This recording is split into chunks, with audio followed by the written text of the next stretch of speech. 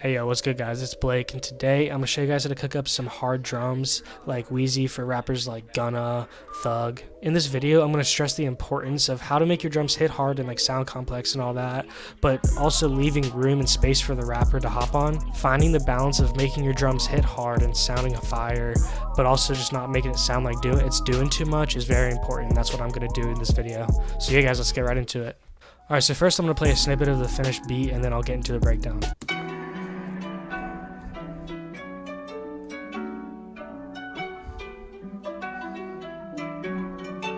Blake the Great?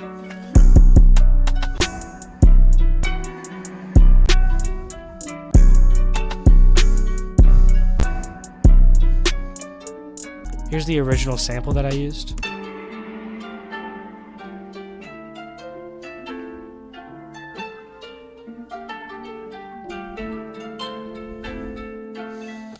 I got this sample from my boy Odyssey, and he's the most fire sample maker I really know, so I'm going to link his channel in the description. What I did was raise the BPM from 93 to 98, and I pitched it down 300 cents. Then I cut up these chops that I liked.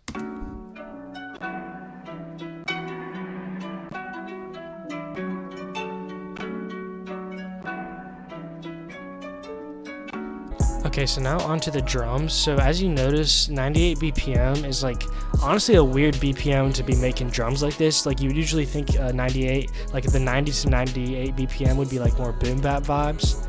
Honestly, Wheezy usually works within like the 120 to 160 range, but I do feel like he has beats in this BPM range, which is why I like related it to Wheezy, because it does sound like some Wheezy bounce. Here's the 808 that I laid down.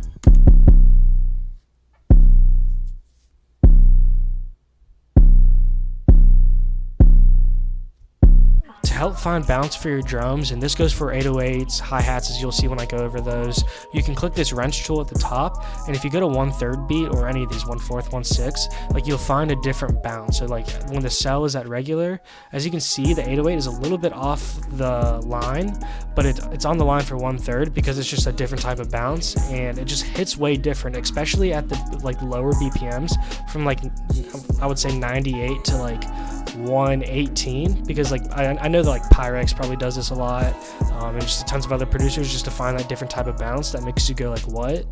Also for the 808 mixing wise, I pushed the velocities all the way up and I pulled the length down around halfway, and I pulled the out knob up halfway just to make it shorter.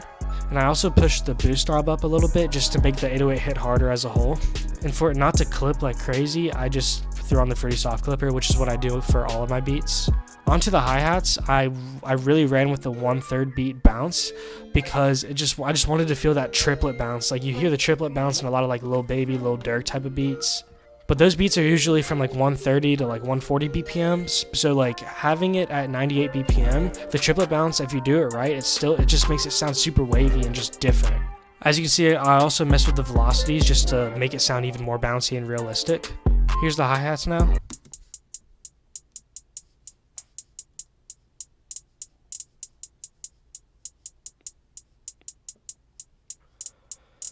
Now here's the snare.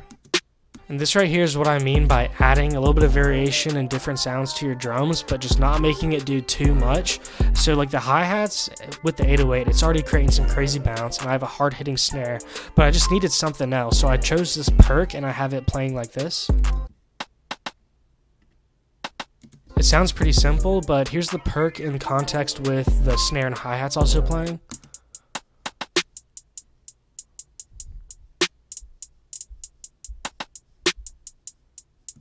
As you can see, you can just kind of feel a little bit of like a push-pull type of bounce because the hi-hats are going like up and down in velocity very subtly, but you like feel it. You just feel the velocity change. And in combining the perks as well and doing the subtle velocity change, it just makes it all sound a lot more realistic, and it just adds to the bounce, but a rapper could still flow on it because the perks kind of like play off of the hi-hats and the 808s really well, and it leads into the snare.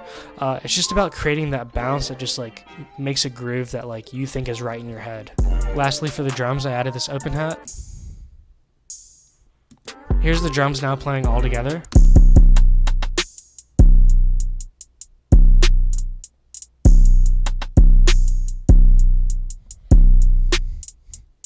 And that is all I did with the drums. It's only 5 different sounds, but they all like serve their purpose and stand out in their own way. And once the drums are combined with the sample, it like sounds a lot more complex than it really is, but that's just because I just added different bounce and it wasn't just a simple 2-step. But a simple 2-step can be super fire if you have the cadence down right and if you have your other drum elements going crazy. But for this specific one, I wanted to go with a triplet type bounce at like a different BPM that not a lot of like trap beats are made with. And that's about it, guys. Thank you so much for watching, and I'll see you guys next time.